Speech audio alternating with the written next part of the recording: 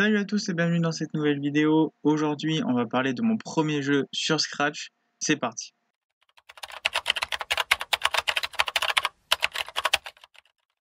Ok, alors avant de commencer, vous aurez pu voir que j'ai changé mon logo et ma bannière, et donc aussi mon intro, et vous verrez à la fin mon outro. J'avais envie un petit peu de changer parce que voilà, ça faisait une chaîne qui était assez sombre, et voilà, moi j'aime bien les couleurs. Donc j'ai décidé de changer. Bref, aujourd'hui on va parler de mon premier jeu sur Scratch. Donc c'est un jeu que j'ai appelé le jeu du singe. Et aujourd'hui je vais vous parler un petit peu de comment il fonctionne, comment on y joue, vous montrer un petit peu le code. Voilà, je vais pas rentrer trop dans les détails parce que c'est pas le but de la vidéo. C'est vraiment de vous le montrer et de vous montrer un petit peu ce qu'on peut faire sur Scratch. Bon, pour commencer, je vais vous parler un petit peu comment fonctionne le jeu. Donc, en fait, vous contrôlez le singe qui est juste ici. Et vous pouvez voir ici qu'il y a différents aliments. Et parmi tout ça, il n'y a que la banane qui lui fait gagner des points. Donc là, vous avez les points de vie tout en haut à gauche. Et tous les autres lui font perdre des points de vie. Et donc le but, c'est de manger uniquement les bananes pour gagner des points de vie. Au niveau des paliers, ici j'ai plusieurs costumes. Donc ça, c'est le costume de base du singe. Et en fait, ça, c'est le costume quand vous êtes entre 0 et 10 vies, enfin 10 points de vie. Une fois que vous passez la barre des 10 points de vie, donc pour ça, il faut manger que les bananes, du coup, vous allez ressembler à ça. Voilà, c'est un costume, en fait, qui est fait de base dans Scratch. Hein. C'est pas moi qui l'ai fait, celui-là. Donc ça, une fois que vous passez à 10, voilà, il change d'apparence.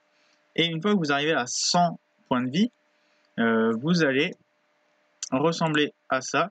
Et donc j'ai mis comme ça parce que c'est la fin du jeu en fait. Une fois que vous arrivez à 100 points de vie, vous avez terminé le jeu. Mais par contre, si vous prenez trop d'autres aliments, parce que voilà, la pomme par exemple ou le donut font perdre des points de vie contrairement à la banane, vous pouvez en fait perdre des points de vie. Et ça, c'est une fois que vous passez en dessous de 0. Donc une fois que vous passez en dessous de 0, vous ressemblez à ça, jusque 15 points, à moins 15 points. Et une fois que vous avez atteint en dessous des 15 points, enfin des moins 15 points, le jeu, en fait, vous perdez la partie, et donc le jeu s'arrête et vous ressemblez à ça. Donc ça, c'était, on va dire, pour comment ça fonctionne vite fait. On se contrôle avec les flèches. Donc là, si j'appuie sur les flèches, voilà, vous pouvez voir qu'ils bougent. J'ai pas besoin de lancer une partie, en fait. Là, il n'y a pas besoin de lancer le drapeau, en fait. Là, juste quand la flèche est pressée, je bouge, voilà, tout simplement. Et du coup, là, je peux passer sur les aliments. Ça fait rien. Voilà. Donc, tous les aliments, en fait, ont un petit bout de code qui fait que quand ils sont touchés, je vais vous montrer avec la banane. Donc déjà, au début, ils sont déplacés à un endroit qui est complètement aléatoire. Donc, c'est jamais au même endroit. Hein. Vous pouvez lancer 10 parties, vous n'aurez jamais les aliments au même endroit. Donc on met la variable banane à 0. Moi je lui fais changer de taille parce que sinon c'est un peu trop gros. Après voilà, je la fais se montrer parce que sinon on la voit pas. Et si le singe est touché, on ajoute un point à vie et un point à banane. C'est des variables que je vous montrerai après. Voilà. Ensuite on la cache, on joue un petit son pour voilà, dire que vous avez touché une banane. Ensuite elle se déplace et elle se remonte. Et c'est ça pour tous les aliments. Là, je vous montre la banane. Une fois que le singe arrive sur la banane, comme je disais, elle se cache, elle se déplace et elle se remonte. Donc, je vais prendre la pomme, par exemple. C'est exactement le même code, sauf que quand le singe est touché, là, on enlève des points de vie. Alors, j'ai mis un point pour la pomme, mais les points de vie dépendent de ce qu'il mange. Hein. Ce que vous perdez dépend des aliments. Là, du coup, il joue un autre son qui ressemble plus à un bruit comme s'il mangeait, mais du coup, voilà, c'est pour dire que vous ne mangez pas la bonne chose. Mais sinon, dans l'idée, c'est la même chose. pour tous les aliments en fait. C'est juste du coup les variables, il y a plusieurs variables que je vais vous montrer juste après, et le nombre de points de vie qui sont enlevés. Voilà, et ensuite j'ai mis ça. Alors ça c'est vraiment juste pour qu'il soit en bas, je pense que je le mettrai un peu partout. Enfin, si je fais d'autres jeux, je le remettrai quoi. Mais voilà, là c'est juste pour être là dans le fond, c'est juste pour pas qu'il bouge, et lui il sert vraiment à rien, c'est vraiment juste de la déco, c'est mon pseudo. Voilà. Donc voilà, vous avez un petit peu le code de tous les aliments. Et ensuite pour le singe, donc comme je l'ai dit, on se déplace avec les flèches. Ici vous avez le costume qui est celui-là. En fait, j'ai pas pu le mettre en haut parce que des fois ça fonctionne pas. Des fois ça reste en fait avec le costume qu'il vient d'avoir. Donc là, pareil, la taille je la change. Je mets les vies à 0. Là c'est la position. Et ici, dans la boucle répétée indéfiniment, on a du coup toutes les conditions pour changer de costume. Donc si la vie est en dessous de 15, comme je le disais, là du coup entre 16 et 0, mais il prend pas le 16 en fait. Si j'avais mis 15, il s'arrêtait à 14, et du coup comme je voulais que ça aille jusque 15, j'ai mis 16. Donc là il change avec celui avec les griffes, là c'est celui-là, ça c'est celui qui est un peu plus content, et ça c'est celui avec les ballons, tout ça, et là ça veut dire que c'est la fin. Et donc ensuite j'ai toutes les variables ici, donc je vais les afficher. En fait, elles s'affichent qu'à la fin de la partie. Elles sont ici et ça vous montre le nombre d'aliments que vous avez mangé pour arriver à la fin du jeu. Donc que ce soit que vous gagnez ou que vous perdez, en fait, elles s'affichent. Voilà, c'est écrit ici ou ici. Du coup, maintenant, je vais vous faire une petite démo du jeu. Alors, je vais pas aller jusqu'au bout parce que honnêtement, j'ai pas le temps. La vidéo va durer vraiment trop longtemps si j'y vais jusqu'au bout, parce que 100 points de vie, il faut le faire. Surtout que je ne fais pas bouger le singe très très vite. Donc pour commencer la partie, c'est très simple. On appuie sur le drapeau. Les variables se sont cachées d'elles-mêmes parce que je le demande à chaque début de petit code. Et donc maintenant, je vais pouvoir juste bouger le singe avec les flèches. Et donc là, petit exemple, si je mange une... Alors je ne sais pas si on entendra le son, je ne sais pas si j'enregistre le son du PC, mais moi j'ai eu un petit bruit dans les oreilles pour dire que je venais d'en manger un. Et là, vous voyez que j'ai gagné un point de vie et que la banane s'est déplacée. Là, si j'y vais, je retouche, elle a encore bougé et j'ai encore gagné un point de vie. Si je mange encore une banane, hop, elle rebouge.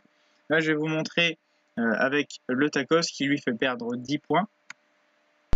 Hop, et vous pouvez voir que c'est le singe avec les griffes parce que je suis arrivé en dessous de 0.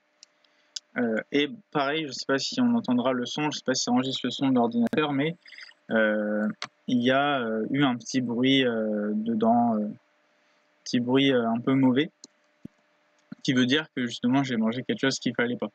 Donc là vraiment le jeu c'est quelque chose de très aléatoire. C'est un petit peu inspiré de Snake. À la base je voulais faire un jeu de Snake. Le problème c'est que c'est très compliqué de faire un serpent qui devient de plus en plus grand sur Scratch. Mais du coup je suis parti un peu plus sur cette idée là de jeu. Et voilà, j'aime bien, je suis assez content du résultat. Et donc là, je vais terminer ma partie, je vais, on va dire, le tuer, hein, je vais manger au pas. Et lui, normalement, voilà.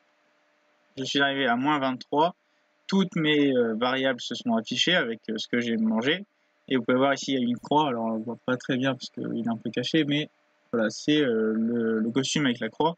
Et là, j'ai tout ce que j'ai mangé. Donc voilà, petite démonstration.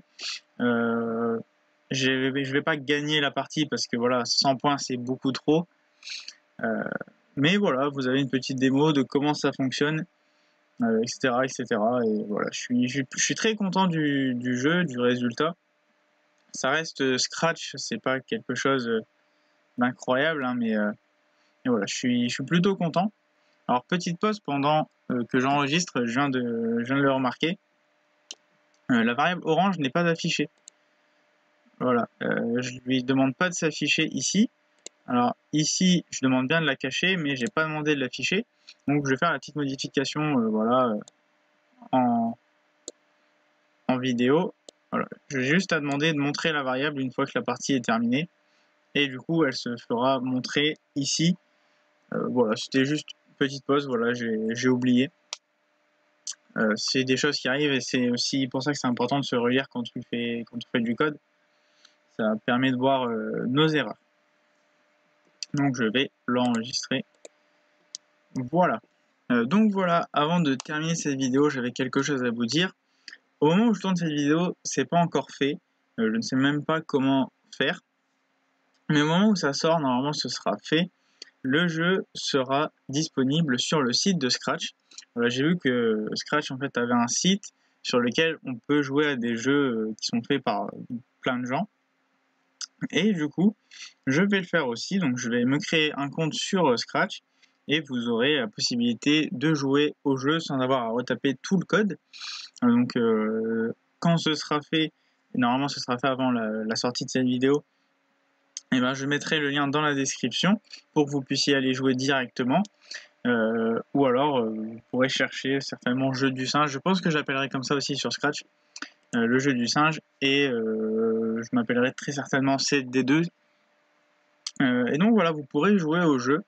Je pense que c'est un peu bête de le garder que pour moi, surtout que je vous le montre en vidéo.